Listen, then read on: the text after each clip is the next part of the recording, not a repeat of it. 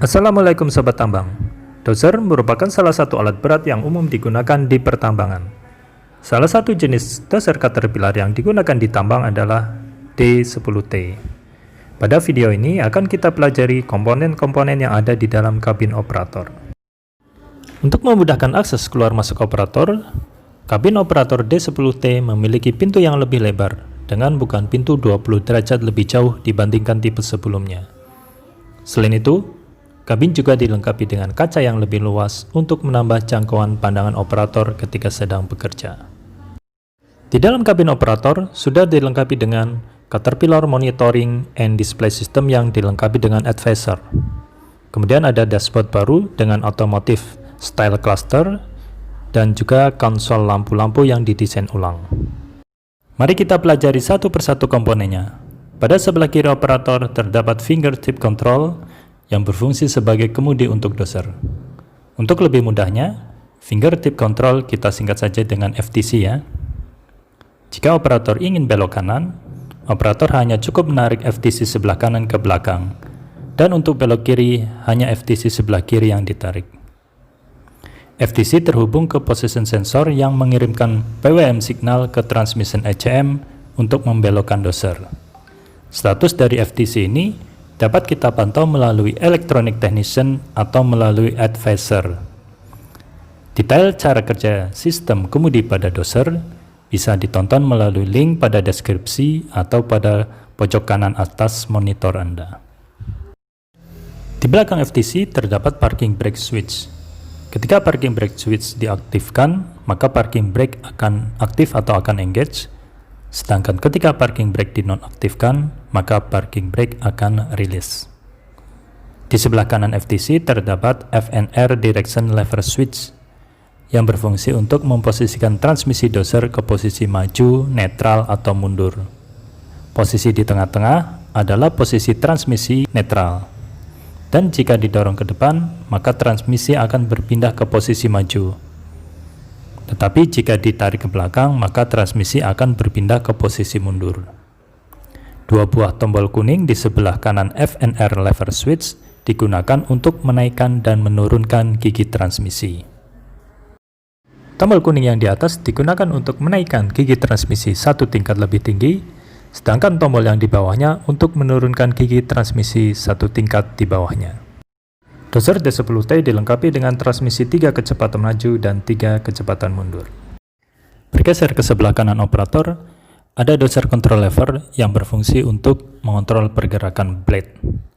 Ketika lever didorong maju, blade akan turun, dan ketika ditarik ke belakang, blade akan naik. Mendorong dozer control lever maju sekitar 3-4 derajat sebelum float detain akan membuat quick drop valve aktif, sehingga blade akan turun dengan sangat cepat. Sedangkan jika operator mendorong lagi dozer control lever melewati float detain, maka blade akan ada di posisi float, walaupun dozer control lever kembali ke posisi center. Jika operator menarik atau mendorong dozer control lever sedikit saja pada saat posisi float, maka blade float akan kembali non-aktif. Pada dozer control lever terpasang thumb lever. Thumb lever ini hanya ada di dozer yang dilengkapi dengan dual deal blade.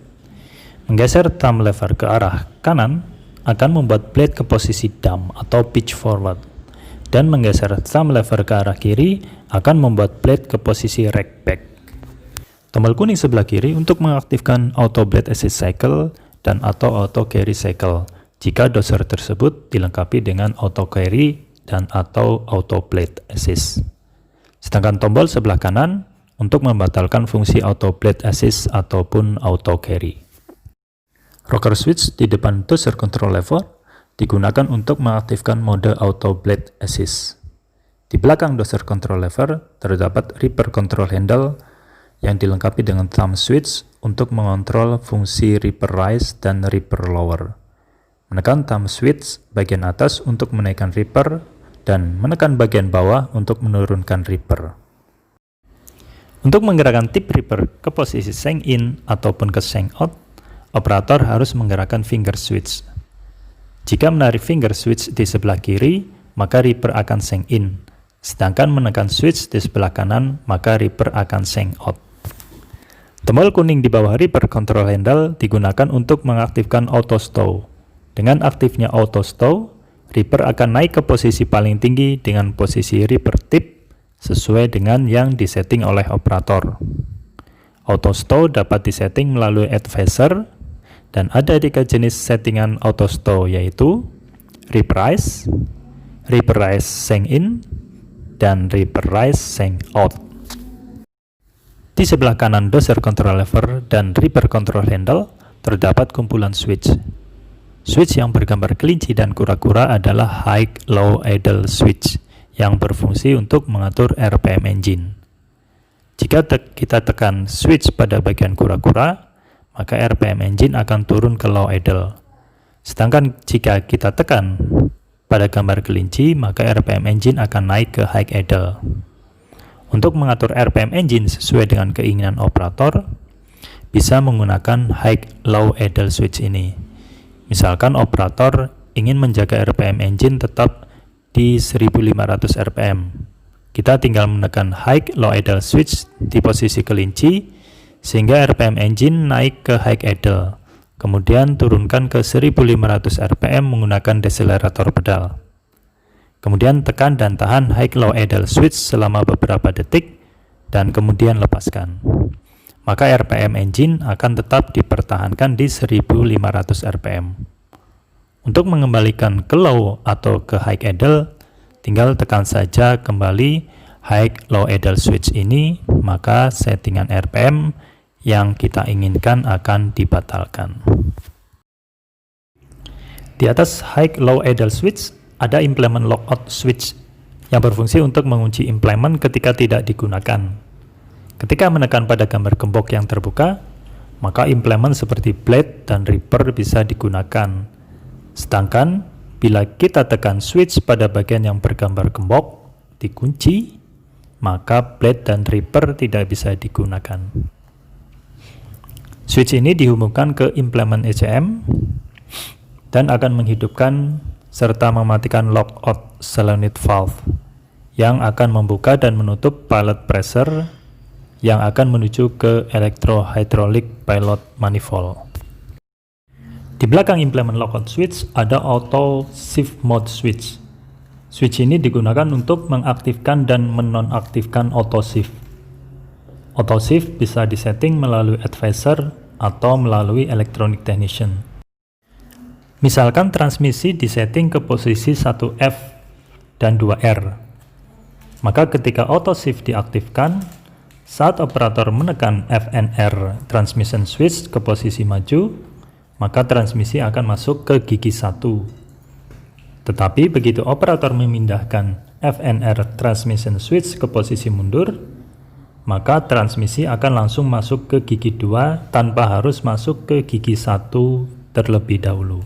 Di sebelah kanan auto shift ada auto kick down switch yang berfungsi untuk mengaktifkan atau menonaktifkan auto kick down. Dan di sebelah kanannya lagi ada auto carry mode switch untuk mengaktifkan auto carry jika dozer dilengkapi dengan auto carry. Sedangkan di sebelah kanannya lagi adalah pin puller switch yang berfungsi untuk memasukkan atau mengeluarkan Reaper Sync pin. Di sebelah kanan pin puller switch ada 4 buah switch untuk lampu penerangan di luar dozer. Action lamp terletak di sebelah kanan paling belakang yang akan menyala ketika terjadi permasalahan pada dozer. Di sebelah kanan atas operator terdapat kumpulan switch untuk sistem pendingin udara di dalam kabin dan switch untuk mengaktifkan wiper. Di depan operator terdapat CAD Monitoring and Display System yang berfungsi untuk memantau performa dozer selama sedang beroperasi. Pada instrumen cluster terdapat beberapa indikator yang harus kita pahami fungsinya. Ada 4 buah analog gauge yang terdiri dari tachometer yang berfungsi untuk membaca RPM engine. Kemudian di sebelah kanannya ada torque converter oil temperature gauge yang menginformasikan temperatur oli powertrain. Di bawahnya ada fuel level gauge yang berfungsi untuk memantau jumlah fuel yang tersimpan di dalam tank. Sedangkan di sebelah kiri ada hydraulic oil temperature gauge untuk memantau temperatur oli hidrolik. Dan di atasnya ada engine coolant temperature gauge untuk memantau temperatur kerja engine.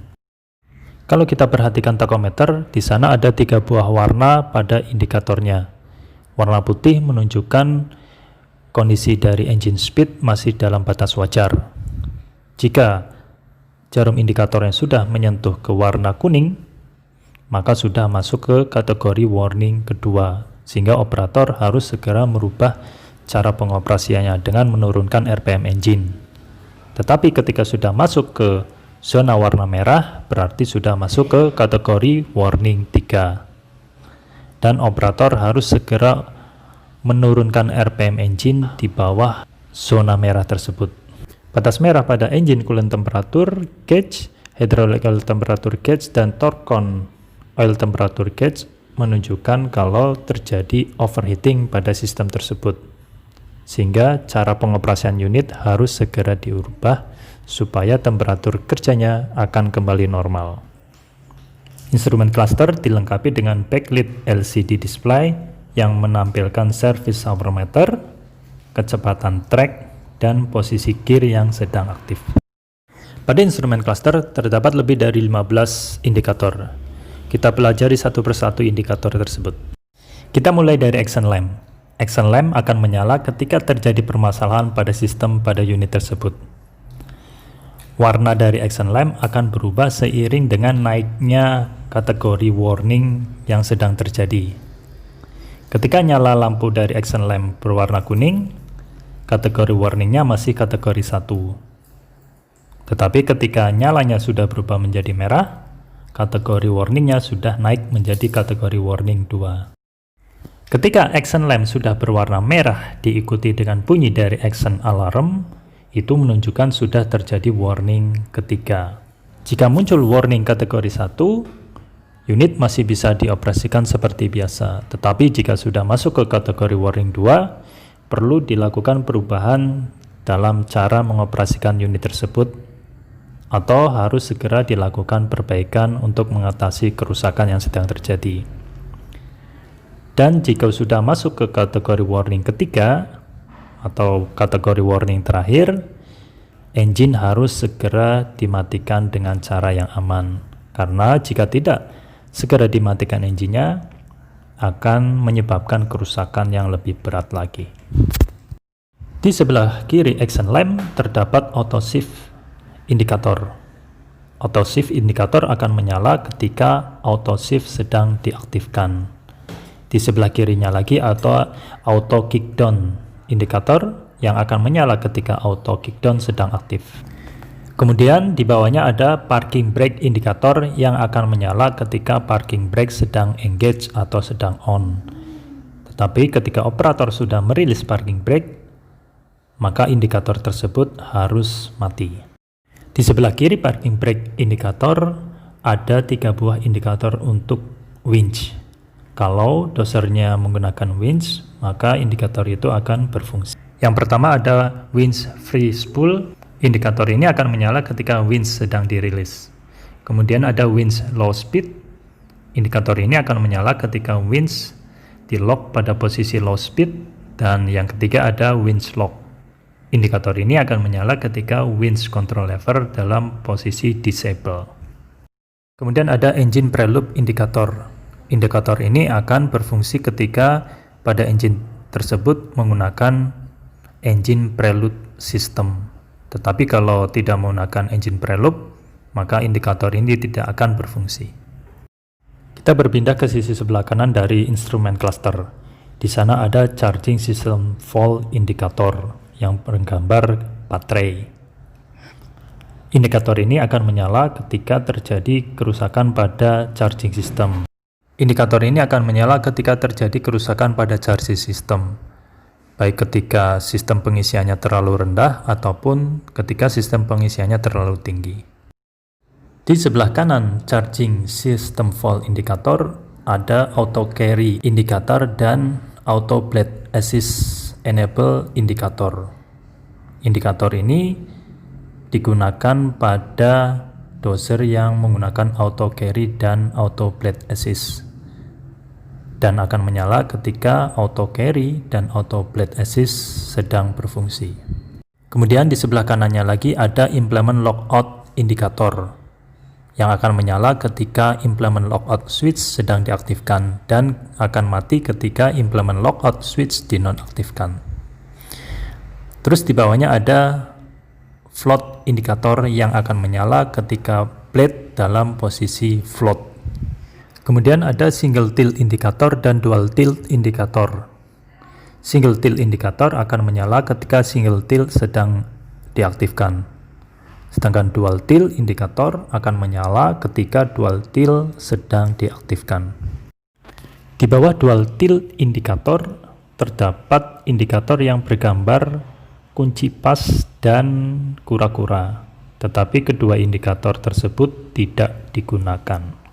Di dalam kabin operator ada dua pedal. Pedal yang sebelah kanan adalah decelerator pedal. Fungsinya adalah untuk menurunkan RPM engine. Nah, ini berbeda dengan unit-unit yang lainnya. Biasanya yang sebelah kanan adalah akselerator pedal untuk menaikkan RPM engine. Kalau khusus untuk doser, pedal sebelah kanan adalah decelerator pedal untuk menurunkan RPM engine. Sedangkan sebelah kirinya, pedal yang terlihat besar itu digunakan untuk mengaktifkan service brake. Oke sobat tambang, itulah komponen-komponen di dalam kabin operator doser D10T. Di dalam kabin operator D10T terdapat juga advisor yang dalam video ini belum kita jelaskan. Khusus untuk advisor akan dijelaskan dalam video terpisah. Terima kasih sudah menonton video ini dan semoga bermanfaat. Wassalamualaikum warahmatullahi wabarakatuh.